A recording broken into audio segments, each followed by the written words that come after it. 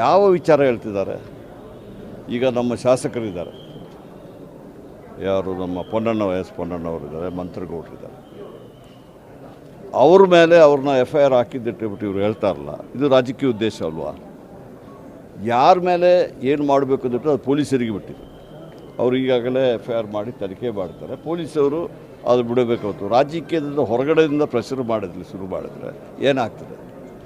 ಅವ್ರದ್ದು ಏನಂದ್ಬಿಟ್ಟು ಹೇಳ್ಬಿಟ್ರೆ, ಈ ವಿನಯ್ ಬೋಪಯ್ಯ ಅವರು BJP ಅವರದ್ದು ಹೇಳ್ತಾರೆ. ಇಲ್ಲಿ ತನಕ ನೀವು ಎಲ್ಲಿಯಾದರೂ BJP ನಾಯಕರು ಅವ್ರ ಹೆಸರು ಹೇಳಿದಾರ?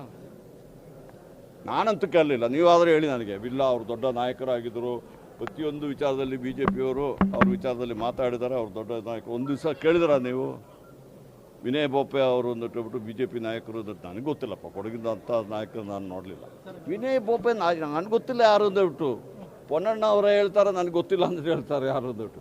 ಯಾರಾದರೂ ಒಬ್ಬರು ಪಾಪ ಸಾಯಬಾರ್ದಾಗಿತ್ತು. ಅವ್ರು ಯಾವ ಸರ್ಕಲ್ಸ್ ಸತ್ತಿದ್ದಾರೆ, ಏನು ಮಾಡಿದ್ದಾರೆ, ತನಿಖೆ ಆಗಲಿ. ಬಟ್ ಅವ್ರು ಸಾವಿನ ಹಣದ ಮೇಲೆ ರಾಜಕೀಯ ಮಾಡಲಿಕ್ಕೆ ಹೋದರೆ ಏನಿದೆ? ಇದೇನು ಇದಿಲ್ವಾ? That's what this question. ಮಾಡಲಿ, ಅವ್ರು ತನಿಖೆ ಮಾಡಲಿ. ಪೊಲೀಸವರು ಯಾರು ಯಾರೇ ಇರಲಿ, ತಪ್ಪಿದಷ್ಟು ಯಾರು ಮಾಡಿದರೆ ಅವರು ಶಿಕ್ಷೆ ಅನುಭವಿಸ್ತಾರೆ ಕಾನೂನು ಪ್ರಕಾರ.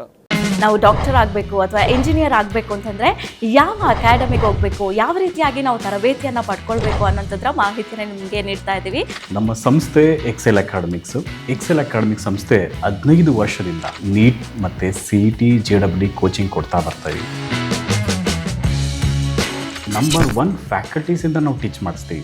ಅಂದರೆ ಇಂಡಿಯಾದ ನಂಬರ್ 1 ಫ್ಯಾಕಲ್ಟೀಸ್. ನಾವು ನೀಟ್ ಕ್ರ್ಯಾಶ್ ಕೋರ್ಸ್ನ ಕೊಡ್ತೀವಿ ಮತ್ತು CET ಕ್ರ್ಯಾಶ್ ಕೋರ್ಸ್ನ ಕೊಡ್ತೀವಿ. ಕ್ರ್ಯಾಶ್ ಕೋರ್ಸ್ನ ಸೆಕೆಂಡ್ PUC ಸೈನ್ಸ್ ಯಾರು ಓದ್ತಾ ಇದ್ದಾರೆ ಅಂಥ ಮಕ್ಕಳಿಗೆ ನಾವು ಕೊಡ್ತೀವಿ. ಸೆಕೆಂಡ್ PUC ಕಂಪ್ಲೀಟ್ ಆಗಿರೋ ಮಕ್ಕಳಿಗೂ ಕೂಡ ನಾವು ಈ ಕ್ರ್ಯಾಶ್ ಕೋರ್ಸ್ನ ಕೊಡ್ತೀವಿ. ಪ್ರತಿದಿನವೂ ಕೂಡ ನಾವು ಡೈಲಿ ಟೆಸ್ಟ್ ಕಂಡಕ್ಟ್ ಮಾಡ್ತೀವಿ. ಅದು ಇವತ್ತೇನು ಪಾಠ ಆಗಿದೆಯೋ ನಾಳೆ ಡೈಲಿ ಟೆಸ್ಟ್ ಕೊಡ್ತೀವಿ. ನಮ್ಮ ಎಕ್ಸೆಲ್ ಅಕಾಡೆಮಿಲಿ ಒಂದು ವಿಶೇಷತೆ ಏನಂದರೆ, ಒಂದೇ ಕಡೆ ಹಾಸ್ಟೆಲ್, ಒಂದೇ ಕಡೆ ಕೋಚಿಂಗ್. ಮಕ್ಕಳು ಒಂದು ಸತಿ ಕ್ಯಾಂಪಸ್ಗೆ ಎಂಟ್ರಿ ಆದರೆ ಅವ್ರ ಕೋರ್ಸ್ ಮುಗಿಸ್ಕೊಂಡೇ ಆಚೆ ಹೋಗಬೇಕು.